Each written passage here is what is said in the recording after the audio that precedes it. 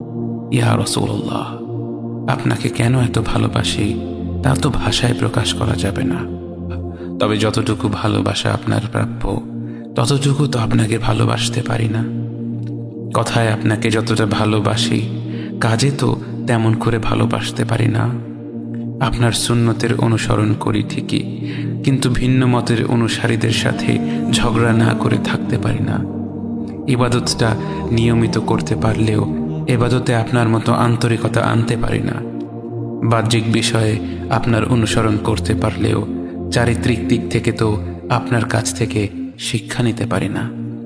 মুখে আপনার প্রতি সালাওয়াত পেশ করলেও কাজে কর্মে উম্মতে মুহাম্মদ হিসেবে আপনার সম্মানটা রক্ষা করতে পারি না।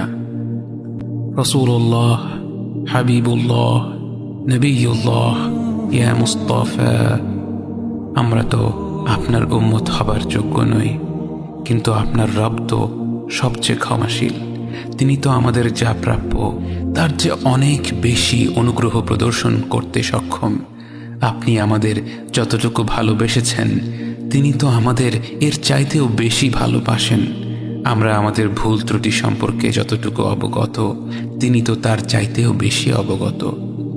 আমাদের রবের অনুগ্রহের দিকে তাকিয়ে অন্তরে আপনার প্রতি যতটুকু ভালোবাসা রয়েছে সেই ভালোবাসার দিকে তাকিয়ে আজ বুকে আশা বেঁধে রই, খুব শীঘ্রই আপনার দেখা পাবো ইয়া নবী আল্লাহ। খুব শীঘ্রই হাউদে কাউসারের পাড়ে আপনার হাতে তৃষ্ণা মেটাবো ইয়া হাবিব আল্লাহ। জান্নাতের নির্মল বাগানে অনন্তকালের যাত্রায় আপনার সঙ্গী হয়ে ঘুরে বেড়াবো ইয়া রাসূলুল্লাহ সাল্লাল্লাহু আলাইহি ওয়াসাল্লাম।